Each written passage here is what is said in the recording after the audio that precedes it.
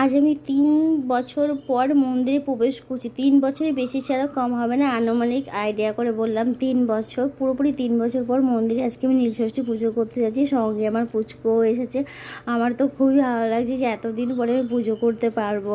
আর আমি এই পুজো জ্ঞান হওয়ার পর থেকে কী করি, শিবরাত্রি আমি মাত্র 3বার করেছি। শিবরাত্রি তো আমি জল ঢালি, তো বাট নীল পুজো আমি করবই। আর এই 3-4 বছর আমার জীবনে যে বাধা ছিল, সমস্ত বাধা বিপত্তি কাটিয়ে আজ আমি পুজো করতে আসতে পেরেছি, সম্পূর্ণ বাবার ইচ্ছে। তো বাবার চরণ আমার শত কোটি প্রণাম। বাবা সবাইকে ভালো রাখুক, সবার মঙ্গল করুক। তো মন্দিরে ঢুকে দিদিভাইদের জিজ্ঞেস করে, দিদিভাই লাস্ট কে হবে? দিদিভাই বলছে কেউ নেই, আমরা 3জন আছি, ওই পাশে 2জন আছে, 5জন করে মন্দিরের ভেতরে প্রবেশ করছে।